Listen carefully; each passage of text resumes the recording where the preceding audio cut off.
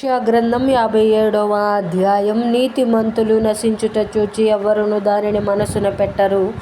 భక్తులైన వారు తీసుకొని పోబడుచున్నారు. కీడు చూడకుండా నీతిమంతులు కొనిపోబడుచున్నారని ఎవనికిని తోచదు.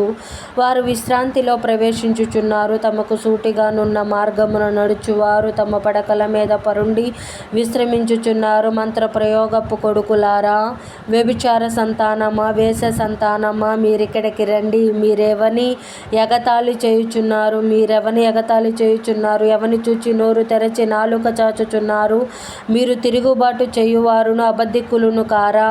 మస్తచారుక్షములను చూచి పచ్చని ప్రతి చెట్టు క్రిందను కామము రేపుకొను వారలారా, లోయలలో రాత్రి సందుల క్రింద పిల్లలను చంపువారలారా, నీ భాగ్యము లోయలోని రాళ్లలోనే ఉన్నది. అవియే నీకు భాగ్యము. వాటికే పానీయార్పణము చేయుచున్నావు, వాటికే నైవేద్యము నర్పించుచున్నావు. ఇవన్నీ జరగగా నేను ఊరకుండా దగునా?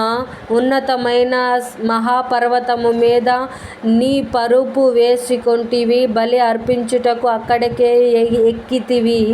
తలుపు వెనకను ద్వారబంధము వెనకను నీ జ్ఞాపక చిహ్నము ఉంచితివి. నాకు మరుగై బట్టలు తీసి మంచమెక్కుతివి. నీ పరుపు వెడల్పు చేసుకొని నీ పక్షముగా వారితో నిబంధన చేసితివి. నీవు వారి మంచము కనబడిన చోట దాన్ని ప్రేమించితివి. నీవు తైలము తీసుకొని రాజునొద్దకు పోతివి. పరిమళ ద్రవ్యములను విస్తారముగా తీసుకొని నీ రాయబారులను దూరమునకు పంపితివి. పాతాళమంత లోతుగా నీవు లొంగితివి. నీ దూర ప్రయాణము చేత నీవు ప్రయాసపడినను అది అసాధ్యమని నీవనుకొనలేదు. నీవు బలము తెచ్చుకొంటివి గనుక నీవు సొమ్మసిల్లలేదు. ఎవనికి జడిసి భయపడినందున ఆ సంగతి మనస్కరింపకపోతివి.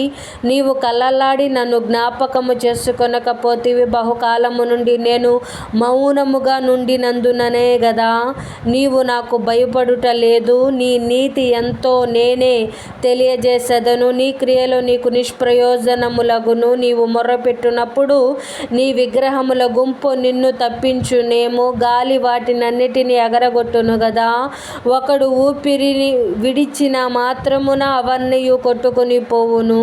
నన్ను నమ్ముకొను వారు దేశమును స్వతంత్రించుకొందురు, నా పరిశుద్ధ పర్వతమును స్వాధీనపరుచుకొందురు.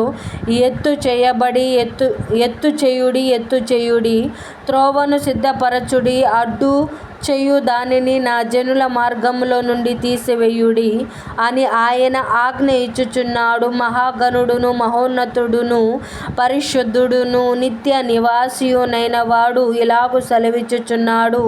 నేను మహోన్నతమైన పరిశుద్ధ స్థలములో నివసించువాడను. అయినను వినయము గల వారి ప్రాణమును ఉజ్జీవింపజేయుటకును నలిగిన వారి ప్రాణమును ఉజ్జీవింపజేయుటకును వినయము గల వారి యొద్దను దీన మనసు గల వారి యొద్దను నివసించుచున్నాను. నేను నిత్యము పోరాడువాడను కాను, ఎల్లప్పుడూ కోపించువాడను కాను.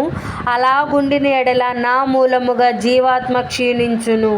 నేను పుట్టించిన నరులు క్షీణించిపోవుదురు.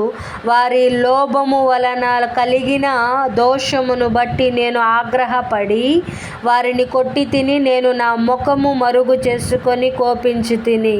వారు తిరగబడి తమకిష్టమైన మార్గమున నడుచుచూ వచ్చిరి.